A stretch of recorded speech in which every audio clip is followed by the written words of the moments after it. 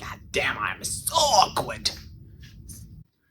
Alright, so this is my 1973 RT81 Corona. It has been on the channel before, back when it was 450 odd horsepower.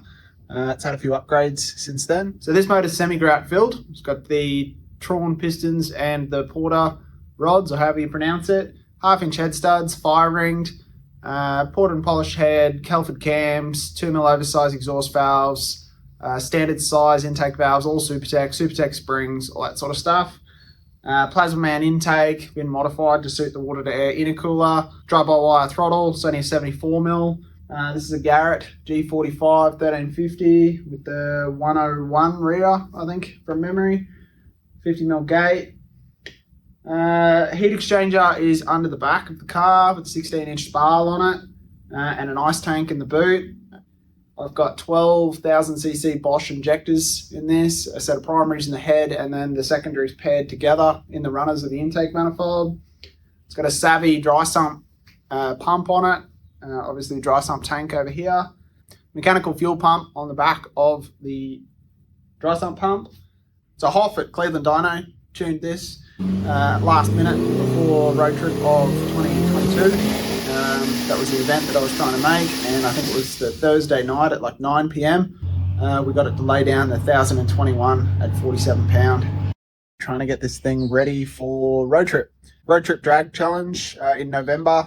It will be Willowbank with some drives each day to checkpoints. So there's a bit of street driving, and then obviously also some racing. We need to get the thing running consistent 650s because it is a limited class, so car's not teched. It needs to go no quicker than 637 so I don't get the boot, and can't handle slip in quicker than 650s. So the idea will be to try and do 650s Friday, Saturday and Sunday and make the street drives. So I might just chuck it on the scales and show you guys what it weighs. Also, got a bit of an oil leak from the front of the Powerglide, pretty standard issue on these things. So I've got to rip that out and have a look at that and look at putting a scatter shield on it, because hoping to get this teched over the next couple of months. So that's one more thing that needs to be done. So I'll get into it. So 2688 pound, that's car only. So I'll jump in, see what we will be race weight. Try this. I can make up for my lack of helmet.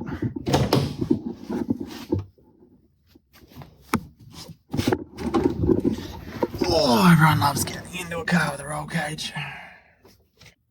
So race weight 2866 pound. This car hasn't actually run the quarter in anger. It's not teched, so I have stayed under the 637 to the 8th and the 1050 to the quarter limit. It actually did run 1049. I think last testing tune I had it at 80 mile an hour or something. I may have got off it a bit early and still rolled through for a 1049, but it was all good because it's got the cage in it, so they didn't give me the boot. Runs pretty consistent 650s on like 17, 18 pound. So it's got a lot left in it, obviously. So I suppose I better get into actually pulling this thing apart and getting it race ready.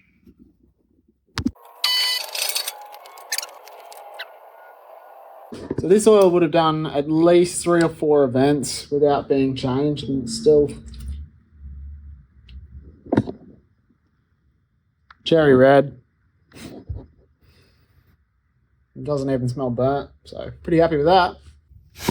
I don't know how much clearance I'm going to have for a scatter shield. It has to fit over the top of the box here.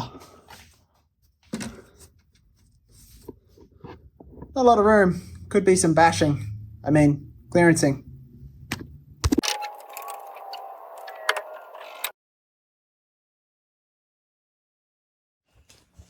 Powerglide things. God damn. Can't take me anywhere. What's the diagnosis, doctor? She's got a leak around the shaft. This is a family channel. It's got a leak around the shaft. It's causing puddles of wetness on the floor. It's making a wet mess. So we get a little puddle under the car or on the trailer after I've driven it. Doesn't seem to leak on the track, doesn't seem to leak in the pits. Just after it's been driven, you put it back up on the trailer. Obviously, it's pooling in the bell housing, and then once it's on the right angle, it dribbles out the front here. So this is a family channel. So I dropped the box out and pulled the converter. Obviously, spilt a little bit of oil when I pulled the converter out, which makes it very difficult to tell where it was leaking from. So being a conversion bell housing bolted through the pump to the case, it's possible that it's leaking through the bolts, which are sealed, or it could be the converter seal, or it could be the pump to the box. Converter seal, I would have thought, would have leaked a lot more than what it is. Bolts. And under pressure too. Yeah. Could also be the operator's just hard on the gear. Hard on the shaft. That too. This is a family channel.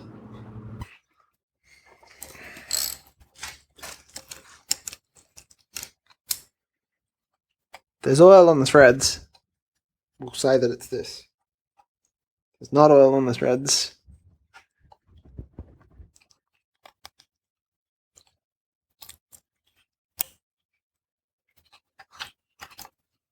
Sounds moist. And a lot of fluid just came out of that hole when you pulled your rod out. Well, there's definitely oil on the threads. All the way up, past the seal. Past the sealant. I hate when Michael's right. Well, it wasn't Michael, it was Rogie. That's Michael's car, Rogie diagnosed and fixed. That's okay. I can accept that. Well, can you accept that you were wrong? Because you said that it was going to be the converter seal. I was not wrong. You need someone with really small hands. There's Jono when you need him. Just remember, boys, whenever you're visiting a new port, make sure it's clean. You can see a distinct direction that this channel seems to be taking.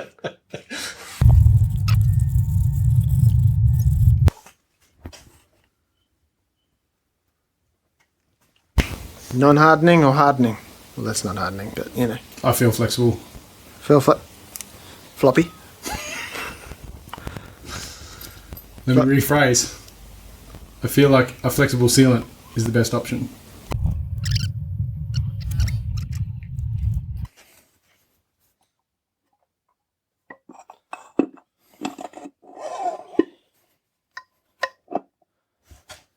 So after plenty of fighting and swearing at this thing, we got the magic 3 clicks.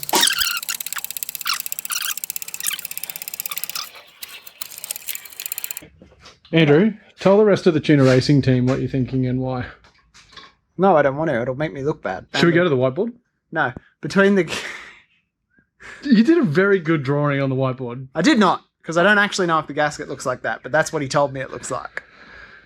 So apparently the oil can go from the box down between the box and the pump and then hit the shank of the bolt, run up the shank of the bolt and come out the head. So we've put sealant on the bolts, but I wasn't thinking, and I only put sealant on the threads of the bolts. But if they're blind holes, then the oil's not coming up from the thread end. It's coming down between the gearbox and the pump, hitting the shank and going up. Then putting sealant on the threads doesn't do shit. So... Good explanation. So the gearbox we just put in with the really hard to get to bolts. And the 20 minutes of trying to get the converter lined up. Sorry, you can't see my face. At least I don't have to beep it if he does it like that. I really want to show the people your whiteboard demonstration though. The bolt thingy and the thread and the blind hole and the oil passage. I'm sure some Powerglide expert will tell us what the go is here. But by then it'll be too late and we will have already wasted half a day pulling it in and out. So, But it would have been fun. spending time with you. Quality time. Quality time.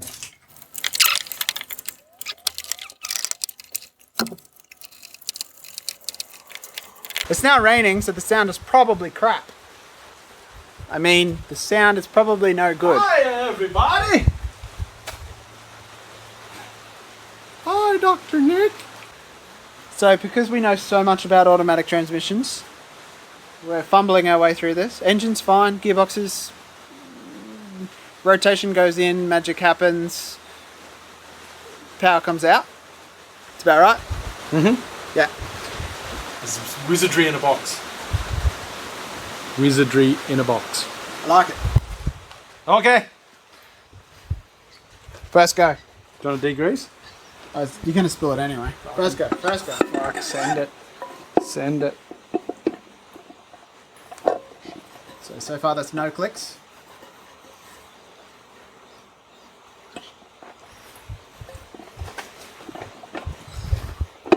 One. We can put this bit in fast forward. Two. Three.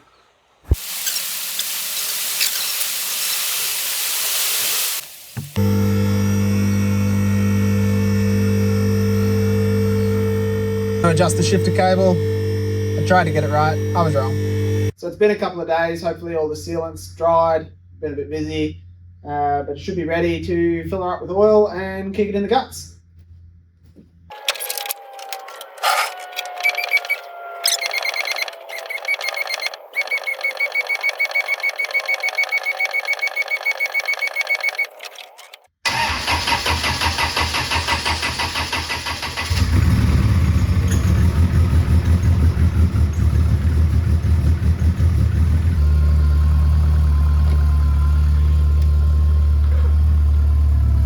Alright, so that's the auto filled up.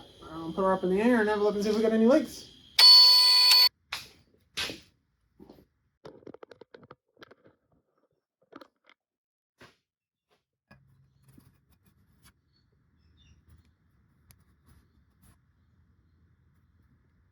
you like what we're doing and you want to see this sort of content, remember, like, subscribe, leave a comment, let us know what you think.